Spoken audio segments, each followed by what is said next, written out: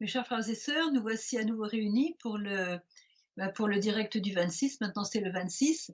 Et donc, pour faire ce commentaire du message que Marie, à nouveau, nous a donné. Je ne sais pas combien de temps elle va encore donner ce message mensuel, mais en tout cas, merci Seigneur. Il ne faut pas prendre chaque chose comme un dû. Elle est encore venue hier pour donner ce message à travers Maria. Et je vais vous le lire. Avant de vous le lire, quelques petites nouvelles. D'abord, je reviens de l'Ukraine, où j'ai fait une belle mission et très bénie avec mes amis là-bas. On a pu parler à Radio Maria, on a pu parler à IWTN, on a pu faire des conférences qui sont maintenant d'ailleurs en anglais, en italien, en ukrainien, etc. Et donc, c'est la première fois que j'allais là-bas. Et figurez-vous que ça m'a sauvée du virus parce que pendant que j'étais partie, eh bien, le virus a éclaté dans plusieurs communautés, un petit peu aussi dans la nôtre. Et donc, j'ai échappé. Et maintenant, je suis donc toujours négative. Et merci Seigneur parce que ça a été providentiel. Les frontières de l'Ukraine se sont ouvertes même pas une semaine avant la mission. On était là en suspens. Et puis, dès qu'elles se sont ouvertes, allez, on s'est dit, on y va, on y va. On a eu beaucoup de blocages sur la route. En fait, on a presque risqué de ne pas pouvoir y aller. Eh bien, j'ai vu la main de Dieu d'une manière extraordinaire, miraculeuse, je peux dire, parce qu'il voulait que j'aille là-bas. Et donc, il a bousculé tous ces obstacles. C'était magnifique. C'est vraiment pas du tout ennuyeux de faire des missions avec le Seigneur.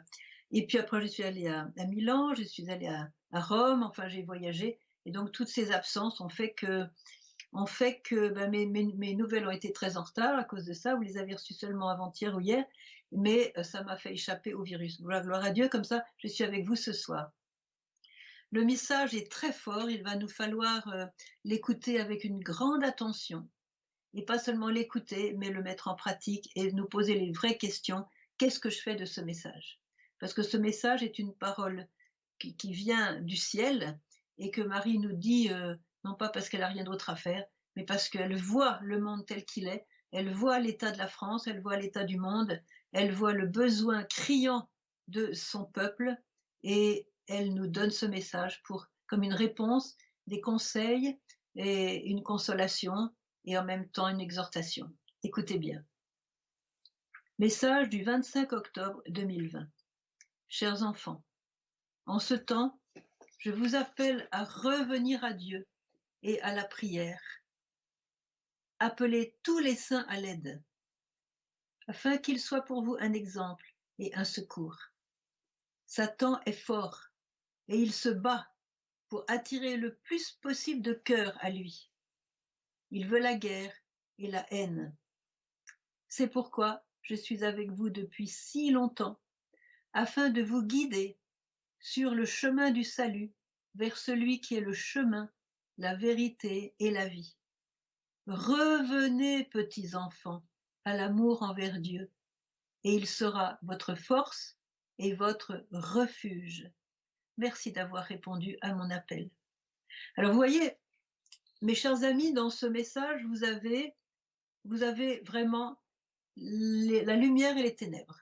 C'est clair, c'est cristal clair, comme on dit en anglais. Ça veut dire qu'on nous donne un choix de revenir, on est dans le mauvais camp. Ben, la Vierge parle évidemment à tout le monde, il y a bien sûr des exceptions. Elle est dans le mauvais camp. Combien de fois elle a dit, chers enfants, vous avez pris le mauvais chemin.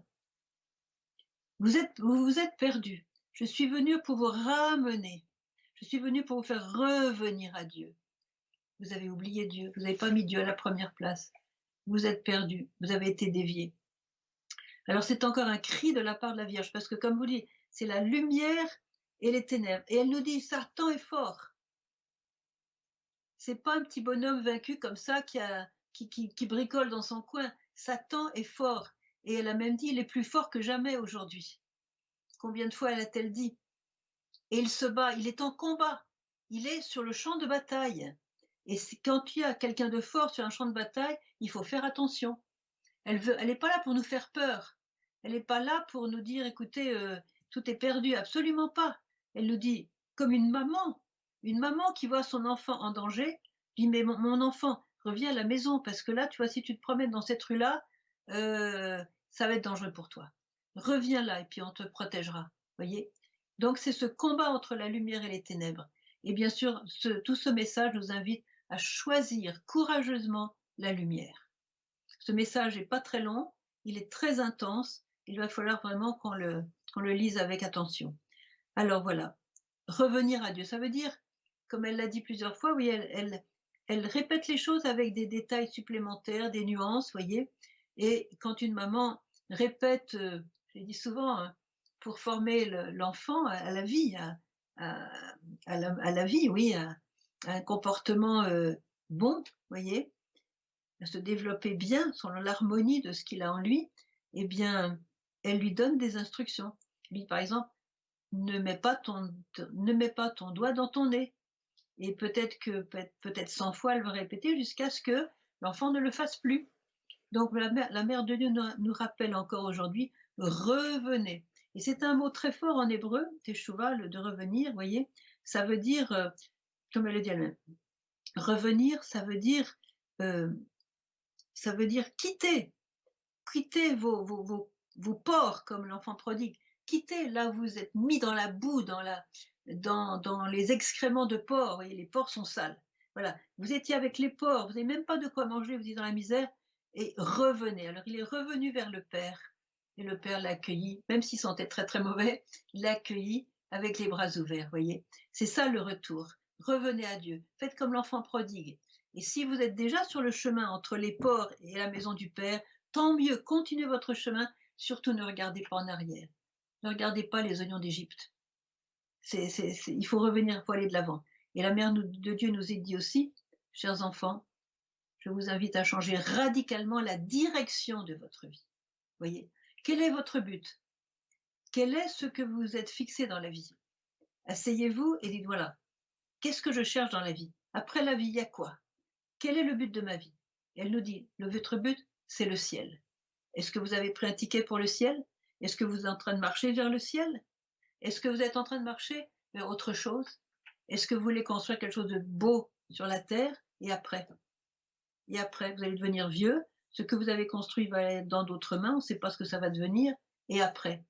Dites-vous toujours quand vous faites un plan. Et après? Eh bien, l'après, c'est le ciel. Après, c'est l'éternité. Vous voyez, quand elle a montré le ciel, l'enfer, et le ciel, le purgatoire et l'enfer à Vitska et à Yaakov, en 81, c'était une très très belle expérience pour elle, les emmener là-haut. Eh bien, c'est un choix qu'il devait faire. Dites-le à tout le monde qu'après la mort, il y a l'éternité. C'est un choix. Est-ce que je veux construire mon éternité? Non pas la construire parce que c'est Dieu qui l'a construit, mais est-ce que je veux adhérer à Dieu qui m'a préparé l'éternité avec lui? Ou est-ce que je fais mon propre plan avec mes propres choix, mes propres idées, mes propres pensées, mes propres sentiments, voilà, mes propres inspirations. Et puis, et vous dites-vous, mais alors, et après? Je vais construire des châteaux en Espagne, d'accord, il n'y a rien de mal à ça. Et après? Et après? Quand on va être sur le lit de mort et qu'on va se dire, maintenant, on va un peu regarder, survoler toute cette vie-là, hein, ce que j'ai fait sur la terre, s'il n'y a pas eu l'amour, ça n'a servi à rien, c'est l'évangile d'aujourd'hui. Enfin, c'est l'épître d'aujourd'hui de saint Paul, voyez. Alors, revenez à Dieu, c'est retrouver le centre et le sens de votre vie. Et revenez à la prière, ça veut dire que pour avoir Dieu en nous, pour avoir l'amour de Dieu en nous, non pas un amour humain qui est finalement centré sur nos propres sentiments, nos propres inclinations, nos propres désirs, nos propres plaisirs même, voyez. L'amour humain, il est quand même centré sur soi. Tu me plais bien, je me sens bien avec toi, c'est super d'être avec toi, voilà. Bon, c'est pas un péché, mais il y a une date de péremption, voyez. Tandis que l'amour divin s'obtient dans la prière. Le vrai amour qui ne fait que grandir et se développer pleinement dans le ciel. C'est notre destinée. Alors revenez Dieu, retrouvez votre programme de prière. Priez le chapelet tous les jours. Allez à la messe aussi souvent que possible. Alors, je vais vous lire tout à l'heure des paroles de notre grand héros d'aujourd'hui qui est mort à 15 ans. Donc, c'est Carlo Acutis. Je vous en parlerai tout à l'heure puisque la Vierge nous appelle maintenant. Appelez tous les saints à l'aide afin qu'ils soient pour vous un exemple et un secours. Alors ce qu'il y a de très beau avec Carlo Acutis, c'est que il était jeune, il est resté jeune puisqu'il est mort à 15 ans. Il a été foudroyé par une leucémie foudroyante, et donc il est mort en Italie, à côté de Milan, à Monza, là où se trouve la voyante Maria. Peut-être d'ailleurs qu'elle le connaissait, puisque peut-être qu'il allait prier chez elle, je ne sais pas. Et alors, c'est un peu devenu euh, le héros des jeunes, puisqu'il est mort à 15 ans, donc les adolescents se retrouvent bien en lui. Et puis alors, surtout, il avait des Nikes. Alors, quand il avait des Nike, en fait. Hein. Alors, bah oui, quand on a un Nike, c'est des Nike. C'est les chaussures de sport qu'aiment bien porter les gens. Elles sont un peu chères, mais voilà, quand il avait ça, ils ont vu qu'il avait ça. Alors ça, c'était le truc qui a déclenché les autres adolescents de pouvoir écouter ce qu'il avait à dire. Vous voyez comme quoi à quoi ça tient. Voilà. Enfin, les jeunes sont les jeunes. Ils sont très tendres, ils sont magnifiques, je les aime beaucoup. Ils sont touchants en fait. Vous voyez. Et donc voilà, appelez tous les saints à l'aide afin qu'ils soient pour vous un exemple. Alors ce jeune-là, c'est incroyable, en l'espace de 15 ans, tout ce qu'il a pu faire pour Dieu. Il était un expert en Internet, il a créé des choses extraordinaires, et ça est un cyberapôtre, comme on dit, vous voyez. Et oui, Sainte-Claire est la patronne de la télévision. Ben lui, je crois qu'il va être le patron de l'Internet et de tout ce qui touche à l'électronique, parce qu'il était non seulement hyper doué, mais il se servait à fond de toute sa connaissance de Dieu, de sa prière, de son intensité de relation à Dieu, et de son sens hyper développé de l'évangélisation. Voilà.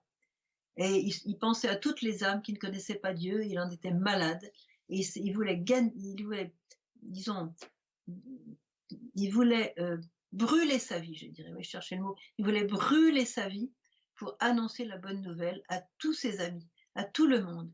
Et il avait trouvé cet instrument qui était l'Internet, comme quoi l'Internet n'est pas que du mauvais, au contraire, Dieu s'en sert, la preuve c'est qu'on est ensemble ce soir, Dieu s'en sert, et là, avec lui, je vais vous lire quelques phrases de ce qu'il disait, et c'est très très éclairant, pour chacun de nous. Alors, la Vierge nous a dit de prendre les saints comme exemple. Et bien là, elle nous a fourni un super exemple de saint qu'on peut prendre en exemple pour nos jeunes. Je pense que beaucoup de parents qui aujourd'hui souffrent peut-être un petit peu de voir leurs adolescents aller de travers, selon eux, eh bien là, on a le héros des adolescents.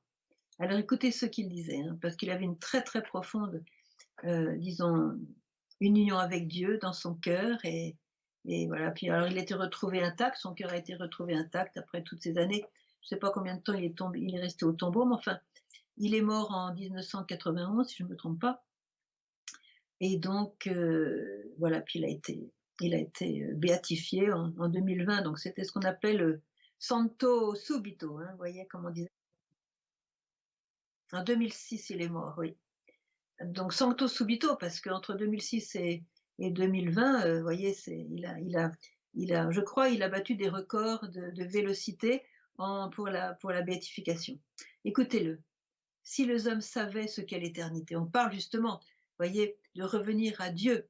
Si les hommes savaient ce qu'est l'éternité, comme disent certains, l'éternité est très très longue, elle n'a pas de fin. Et c'est ce qui nous attend.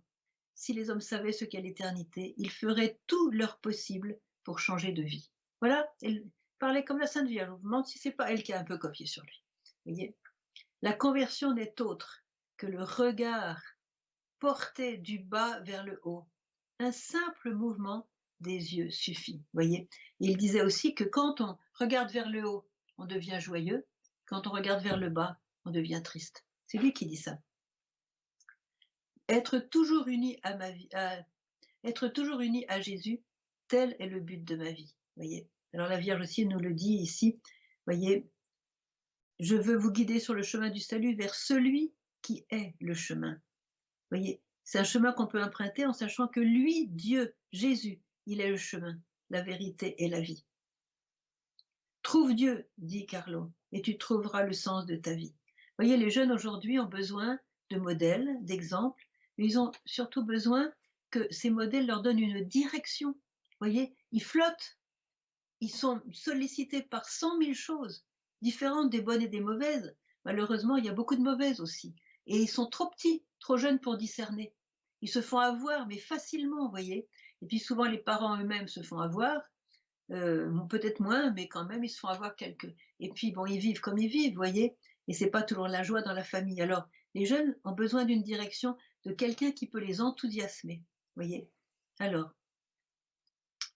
elle est avec nous depuis si longtemps, c'est ce qu'elle dit. Appelez les saints au secours. Alors j'invite tous les adolescents qui peuvent m'écouter en ce moment d'appeler Carlo au secours. Parce que si il a été repris si vite par le Seigneur, alors qu'il n'avait que 15 ans, et qu'avec tout ce qu'il faisait, le Seigneur a posé, ouais, c'est super, j'ai quelqu'un là un instrument absolument magnifique pour l'évangélisation, je vais le reprendre à 95 ans ou 100 ans, comme ça il va faire une super évangélisation pendant toutes ces années, il va convertir plein de gens, etc. Ben, le Seigneur l'a repris à 15 ans. Comment ça se fait? Parce que du ciel, il va nous aider encore plus. C'est pour ça qu'il faut l'appeler au secours. Je vous invite, vous voyez, c'est bientôt la Toussaint. Il n'y a pas que lui aussi à l'attention. Hein. Chacun a son saint préféré. Voilà, vous avez la petite Thérèse, vous avez le Padre Pio, vous avez le curé d'Ars, vous avez Saint François d'Assise, vous avez Mère Teresa, vous avez Sœur Faustine, vous avez Sainte Blandine, Sainte Bernadette, vous avez voilà tous ces saints-là, et ils sont magnifiques. Ils sont magnifiques. Et alors lui, le petit Carlo, c'est le petit dernier, je dirais, vous voyez, le petit dernier qui va nous éblouir. Priez-le, et puis comme c'est l'année de sa béatification, je peux vous dire qu'il va mettre le paquet. Il va mettre le paquet. Alors priez-le pour aider tous vos adolescents, et si vous êtes adolescent, demandez-lui son aide. Et si vous ne connaissez pas Dieu, c'est pas un problème, parce qu'il suffit, comme beaucoup l'ont fait, de dire Seigneur, je te connais pas. Vous êtes sincère avec lui. Je te connais pas, mais si tu existes, montre-moi le sens de ma vie. Si tu existes, révèle-toi à moi. Si tu existes, je ne demande pas mieux de te connaître, mais donne-moi un signe, parce que là, je suis absolument paumée, je suis plantée, je ne sais pas pourquoi je suis née, je ne sais pas où je vais, je ne sais pas à quoi sert ce que je fais, et quelquefois je fais rien. Alors, Seigneur, aide-moi, et avec Carlo, vous allez passer par Carlo pour qu'il va intercéder pour vous, et pour s'en trouver le sens de votre vie. Alors, attention, nous sommes dans un combat. C'est pour ça que les saints qui ont une puissance particulière à partir du ciel, vous voyez, quand vous êtes au ciel, vous avez en vous la puissance de Dieu. Et même Ivan le voyant, vous voyez, un jour il avait dit, quand la Vierge m'apparaît, je n'ai qu'une envie, c'est de partir avec elle. Et l'intervieweur a dit, mais comment ça se fait? Tu es une femme qui est très très gentille, tu as des enfants, comment pourrais-tu penser, tu aimes tes enfants, comment pourrais-tu penser que tu as envie de partir et de les laisser comme ça et c'est comme le père de famille, c'est important dans la famille. Vous savez ce qu'il a répondu? Eh bien, si je m'en vais, je serai beaucoup plus utile au ciel que je ne le suis sur la terre. Et ça a été confirmé par les théologiens, c'est une vérité. Vous voyez, quelqu'un qui est au ciel est plus utile, surtout s'il est saint, bien sûr, il est plus utile que celui qui est sur la terre. Ça ne veut pas dire qu'il faut demander la mort, attention, hein, je ne vais pas demander au père de famille de demander à partir, mais quand le Seigneur le décide comme ça, c'est qu'il a ses raisons. Et je pense que Carlo aurait pu faire une très très belle œuvre mondiale, peut-être, mais en tout cas surtout sur l'Italie, sur l'Europe, peut-être aussi sur l'Amérique, mais là, maintenant qu'il est au ciel, c'est le monde entier qui le regarde. C'est le monde entier qui écoute ses paroles. Ce sont des paroles d'or, voyez. Alors, nous sommes dans un combat, et c'est pour ça que le Seigneur a repris ce jeune, parce que le combat est tellement fort aujourd'hui, comme Marie le dit dans ce message, il est fort, elle a dit souvent, il est plus fort que jamais. C'est pas peu dire, il est plus fort que jamais. Et il veut tout vous détruire. Il veut vous détruire, vous et la terre sur laquelle vous marchez. Et aujourd'hui, elle nous dit, il veut attirer le plus possible de cœur, pardon, le plus possible de cœur à lui. Et quand il les attire à lui, qu'est-ce qu'il fait? Devinez ce qu'il fait quand il les a attirés à lui. Hein, c'est pas pour les évangéliser, c'est pour leur raconter ses salades, ses mensonges, les attirer, les éblouir par des mensonges séduisants, parce qu'il est séduisant, c'est ça le problème avec lui, c'est qu'il est très séduisant, et qu'il y en a beaucoup qui se font piéger comme ça. Donc il veut attirer les cœurs à lui, et qu'elle ajoute, il veut la guerre, et il veut la haine. Voilà. Est-ce que c'est avec lui que vous voulez marcher? beaucoup d'éléments dans le monde d'aujourd'hui marchent avec lui. Voilà. L'absence de Dieu, la négation de Dieu. L'autre jour en Pologne, hein, c'était juste après la fête, on a fêté Jean-Paul II, le 22 octobre, c'était son anniversaire de, voilà, c'est sa fête, le jour du 22 octobre. Eh bien, ce jour-là ou le lendemain, il y a eu des manifestations au cours des messes. Des gens mauvais sont entrés dans les églises. Ils ont fait des manifestations devant l'autel pendant la messe, voyez. On en est là. Je le dis souvent, c'est qu'en France aujourd'hui, il y a tous les jours des hosties qui sont volées, des églises qui sont saccagées. On a eu beaucoup d'églises brûlées, pas seulement Notre-Dame, et on ne sait pas quand est-ce que ça va s'arrêter. Donc, vous voyez, on n'est quand même pas dans les actes des apôtres là en ce moment. Hein, donc il y a un grand, grand combat. Et si Satan veut la haine, il faut dire non à la haine. Si on a le moindre soupçon de haine entre nous, la moindre trace de haine entre nous, il faut aujourd'hui même dire Seigneur, je renonce à cette haine. Je renonce à Satan. C'est très très clair dans les promesses du baptême. Reprenez les promesses de votre baptême. Vous trouvez ça sur Internet, c'est très facile. J'ai même su publier dans je ne sais plus quel de mes livres, les promesses du baptême sont, d'après les exorcistes, la prière que les laïcs peuvent faire la plus forte. Je renonce à Satan, à ses œuvres, à ses pompes, à ses discours, à ses mensonges, à ses pièges. Vous voyez, je renonce à la haine, je renonce à la jalousie, je renonce à la fermeture de mon cœur, je renonce à ma dureté, je renonce à l'impureté, je renonce à l'impureté. Ah, ouais, ça c'est très très répandu aujourd'hui, malheureusement. Je renonce à la pornographie, je renonce à tout ce qui salit et mon corps et mon âme et mon cœur. Voilà, Satan veut aussi la guerre. Personne ne veut la guerre, mais quelquefois, parce qu'on abrite la guerre en nous, eh bien, comme la Vierge l'a expliqué au moment de la guerre du Golfe, c'est Bisca qui m'a expliqué ça très clairement. Quand il y a une guerre qui éclate quelque part, cette guerre est due au fait que dans mon cœur, il y a la guerre. Parce que dans mon cœur, je n'aime pas cette personne. Dans mon cœur, je suis jaloux de cette personne. Dans mon cœur, je rejette cette personne. Dans mon cœur, j'en veux à cette personne et dans mon cœur, je veux faire du mal à cette personne. Donc dans mon cœur, il y a la guerre. Qu'est-ce que fait cette guerre de mon cœur? Elle passe à l'extérieur et elle provoque la guerre à l'extérieur. Et la Vierge nous dit, chers enfants, si vous faites la paix dans votre cœur, à ce moment-là, la guerre extérieure s'arrêtera. C'est pour ça qu'on rentre dans le combat. Les armes du combat, c'est la prière, c'est le jeûne, c'est l'Eucharistie, ce sont les sacrements, c'est le chapelet. Vous voyez, le chapelet est une grande arme dans le combat, puisque on invoque le nom de Marie, on invoque la puissance de Marie, on invoque l'intercession de Marie, on invoque aussi la vie de Jésus dans les mystères, et ça, Satan ne le supporte pas. Et c'est pour ça que le chapelet a une grande puissance dans ce combat que nous menons, dans toutes les apparitions mariales, qu'elles soient récentes ou pas récentes. La Vierge a rappelé, priez, priez le rosaire, priez le rosaire, priez le rosaire, voyez. Et dans le rosaire, c'est la contemplation de Jésus. Et c'est ça la puissance du rosaire, voyez, dans les mystères. Donc Satan, on ne va pas s'arrêter trop sur lui, simplement, il faut prendre conscience que, eh bien, on n'est pas sur une autoroute, tout est facile. On est dans une guerre, on est sur un champ de bataille, mes frères et sœurs. Je ne peux que de vous redire, nous sommes sur un champ de bataille. Il faut choisir dans quel camp nous sommes et prendre les armes de notre camp qui sont données par Jésus dans l'Évangile et qui sont données par Marie dans ses messages. Pas seulement les messages de Medjugorje, mais les messages de Lourdes, de Fatima, les messages aussi de Guadalupe, vous voyez. De quoi as-tu peur? De quoi aurais-tu besoin? Dit la Vierge de Guadalupe. Ne suis-je pas ta mère? Ne suis-je pas ta mère? Elle nous dit. Et que fait une mère pour protéger les enfants? Tout. Elle donnerait son sang pour protéger. C'est très beau comme parole à Don Juan Diego. Ne suis-je pas ta mère? Mais de quoi tu as peur? Et elle nous dit ça encore ce soir. Ne suis-je pas ta mère? Je suis avec vous depuis si longtemps. Je suis votre mère, je suis avec vous. Vous n'êtes pas laissés comme des orphelins comme ça sur le terrain de bataille. Voyez combien de fois quelqu'un qui appelle maman, maman, et dès qu'un enfant peur, maman, maman, elle est là, ta mère, elle est là, ta mère, invoque-la. Dis-lui maman, maman, viens m'aider. C'est la plus grande sainte. Appelez tous les saints à l'aide, qu'ils seront votre exemple et votre secours. Maman, maman, viens m'aider. Elle viendra. Un cœur de mère plus grand que le sien, ça n'existe pas, il est extraordinaire. Je suis avec vous depuis si longtemps. Moi, j'ai plus que 5 minutes. Zut. Voilà, et pourquoi elle vient? Elle a dit: «Je veux vous guider sur le chemin du salut, vers celui qui est le chemin, la vérité et la vie».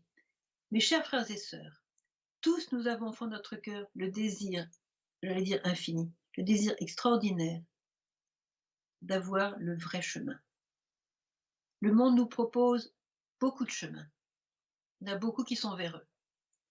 Je vous le dis tout de suite, il y en a beaucoup qui sont véreux, même s'ils sont attirants, parce qu'il y a toujours, comme dit je ne sais plus qui, on ne va pas prendre des mouches avec du vinaigre. On n'attrape pas des mouches avec du vinaigre. Donc, Satan a toujours la chose qui nous fait plaisir, voyez, la chose qui va nous attirer, nous séduire. Et pof, nous voilà les pieds dans la boue. Quand je dis la boue, c'est par pudeur, voyez. Alors, elle veut nous mettre sur le chemin. Qui est le chemin? C'est Jésus.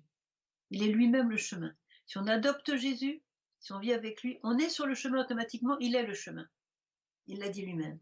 Il est la vérité. Alors aujourd'hui, j'allais dire la pauvre vérité, elle s'en prend un jeton, vous voyez.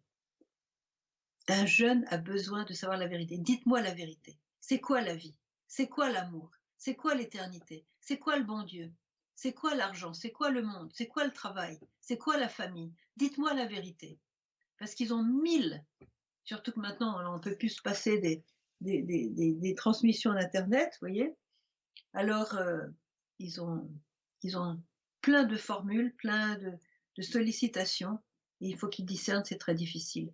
Eh bien, le discernement, il est tout de suite fait, la Vierge nous le dit aujourd'hui. C'est lui la vérité, c'est lui la vie. Qui n'a pas envie de vivre pleinement? Je crois que la plupart d'entre nous, on vit à 10% de notre potentiel de vie. Et un jeune, il a besoin de se défoncer dans la vie. Vous voyez, de vivre pleinement. Il a des virtualités, il a un potentiel, il a des capacités, et on le limite avec des niaiseries, vous voyez. Alors lui, Jésus, il est la réponse. C'est lui la vie. Revenez, petits enfants, à l'amour envers Dieu. Voilà. Quand vous l'aurez découvert, vous l'aimez, parce que Jésus, il nous fait craquer. Quand on le connaît, il nous fait craquer. Ça, c'est sûr. Hein. Quand on trouve quelqu'un d'extraordinaire, ça nous fait craquer. Et c'est parce qu'on est fait pour lui, on est bâti pour lui, on est créé pour lui. Alors revenez vers l'amour envers Dieu. Il sera, écoutez bien, il sera 2 choses. Votre force et votre refuge. Et la Vierge nous a dit un jour, il n'y a pas si longtemps, c'était l'année dernière, elle nous a dit, chers enfants, les épreuves vont arriver. Elle l'a dit, une épreuve est arrivée, c'est la pandémie. Elle a dit, les épreuves vont arriver. Il y en a une qui est arrivée, c'est la pandémie. Je ne sais pas ce qui va suivre. Je ne sais pas, hein, je ne vais pas faire la prophète, je ne sais pas. Mais elle a dit les épreuves, et elle a ajouté, vous ne serez pas fort. Et elle a ajouté aussi, mais si vous êtes mien, donc on est avec la maman, on est dans le cœur immaculé de Marie, on fait ce qu'elle dit, on suit ses instructions. Si vous êtes avec moi, vous vaincrez. Vous voyez, Satan est fort, il se bat, il veut la guerre, il veut la haine, mais vous vaincrez si vous êtes mien, nous dit la Sainte Vierge. Et parce que votre refuge sera le cœur de mon fils Jésus. Alors aujourd'hui, on parle beaucoup des refuges, il faut faire des refuges. Qu'est-ce que c'est qu'un refuge aujourd'hui? Eh bien, concrètement, dans le monde d'aujourd'hui, un refuge, c'est une maison où on prie, une maison où Dieu règne, une maison où on suit les commandements de Dieu, on vit avec Dieu, une maison où on prie, une maison où on s'aime, on se demande pardon, une maison qui avance vraiment dans l'amour fraternel, une maison où on cherche Dieu, une maison où on pratique les sacrements, et une maison où on invoque Saint Michel Archange, hein, pour la protection. C'est lui qui a été désigné par Dieu pour protéger l'Église et tous les chrétiens, pour protéger les familles. Voilà. Donc Saint Michel Archange, c'est aussi lui qui est apparu aux 3 petits bergers de Fatima. L'ange de Fatima, c'est Saint Michel Archange. C'est aussi l'ange de l'Eucharistie, c'est celui qui est responsable de garder l'Eucharistie. Il est constamment en adoration devant l'Eucharistie. Voilà. Donc on va invoquer dans cette maison refuge, on va invoquer Saint Michel Archange, et puis on va invoquer aussi la Sainte Famille, Joseph et Marie, qui sont le modèle de la famille humaine, et qui, l'un comme l'autre, sont des grands saints, et qui vont protéger nos familles, protéger nos jeunes. Et puis, donc, un refuge, c'est une maison où on s'aime, c'est-à-dire on se pardonne. Il ne s'agit pas de penser qu'il n'y aura jamais, j'aurai plus jamais de petites escarmouches entre nous. Hein, il y a toujours des petites blessures, des petits coups de couteau, là, des petits. Voilà. Eh bien, on se pardonne. On passe l'éponge et on dit Seigneur, voilà, tu m'as pardonné beaucoup, je peux te pardonner ce petit peu à mon frère. Voyez. Donc, la Vierge nous invite à prendre Jésus comme notre refuge. C'est notre maison. Alors, dans notre maison, notre vraie maison, notre lieu d'habitation, que Jésus règne, que Jésus et Marie puissent régner, que Jésus, avec l'invocation des saints, avec le secours des saints, qu'il puisse régner pour être vraiment pour nous la force. Parce que quand elle nous dit vous ne serez pas fort, c'est parce que vous ne priez pas, parce que vous n'êtes pas revenu encore à Dieu, parce que vous n'avez pas mis Dieu à la première place, parce que vous n'avez pas choisi d'aimer votre frère qui peut-être vous a blessé, peut-être qui vous a trahi, peut-être qui vous a abandonné, peut-être qui a été méchant avec vous. Oui, peut-être. Quelle belle occasion de pardonner, quelle belle occasion de ressembler à Jésus qui nous a pardonné. Dieu nous a, moi ça m'aide beaucoup parce que quand quelqu'un me fait du mal, ne vous inquiétez pas, il y en a toujours qui sont occupés à ça. Et je dis merci Seigneur parce que si j'avais pas d'ennemis, eh bien ça serait très difficile de marcher avec Jésus. Mais avec des ennemis, c'est beaucoup plus facile parce qu'on a constamment l'occasion de pardonner. Vous voyez. Donc merci Seigneur.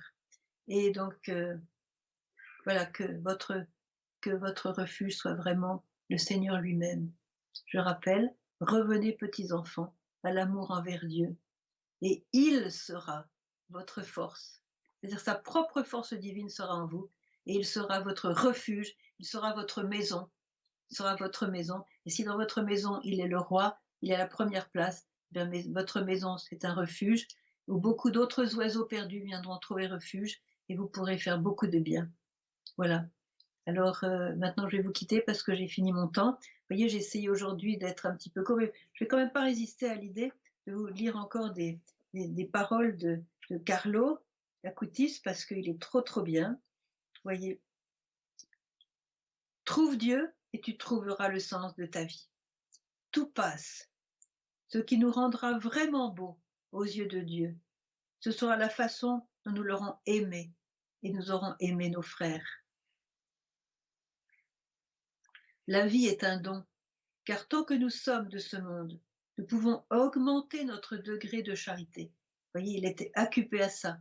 Chaque jour, il était occupé à se dire, voilà, l'éternité m'attend. Maintenant, je suis sur la terre, je suis dans le monde. Je vais augmenter aujourd'hui mon degré de charité. Vous voyez. Alors, il va vous aider à faire la même chose. On peut augmenter notre degré de charité.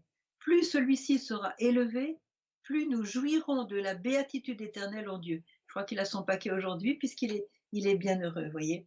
Voilà. Alors il a dit quelque chose de bien. Tous naissent comme des originaux. Dieu a fait chacun unique.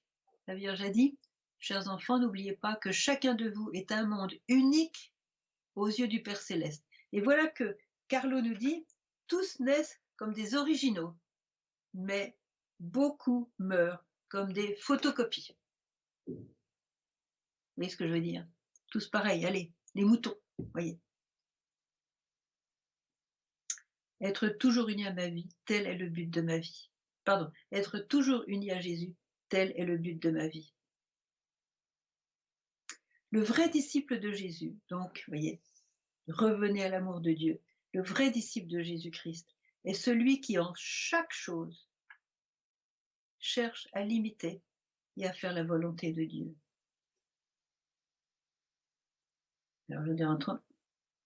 Alors là, c'est sur l'hédonisme qui règne aujourd'hui dans le monde. Il a une parole très très belle. La beauté physique fane tout de suite. Il faut dire que sa beauté à lui n'a pas fané, puisqu'il est mort à 15 ans, et quand on l'a retrouvé dans son tombeau, il était frais comme une rose, comme s'il venait de s'endormir. Magnifique. Donc tout son corps a été conservé. Voilà. Donc la beauté physique fane tout de suite, sauf pour lui. Mais enfin pour nous, oui, regardez un petit peu tout ce qui pendouille au menton, là, oui, je n'avais pas ça quand je suis née, c'est sûr. Il n'en reste rien. Ah pardon. Le temps l'emporte inexorablement, il n'en reste rien, alors que la beauté spirituelle ne fane pas, mais dure pour l'éternité. Est-ce que vous voulez être beau pour toujours? Est-ce que vous voulez que le jour où vous aurez des rides, des taches, des mochetés sur le visage, comme ça, vous êtes bancal et tout? Est-ce que vous voulez continuer à être très très beau pour toujours? Oui? Vous voulez être beau pour toujours? Eh bien, écoutez-le. Voilà, la beauté physique se fane. Mais si vous appartenez à Jésus, si vous marchez avec Jésus, si vous faites Jésus le centre de votre vie, si vous lui donnez la première place, si vous l'écoutez, vous l'imitez, vous serez toujours beau. Vous serez toujours beau. Et c'est le désir de chacun. La Vierge a dit, tout le monde, tout le monde veut être beau. Si vous voulez être beau, aimez. Amen. Maintenant, nous allons passer aux questions.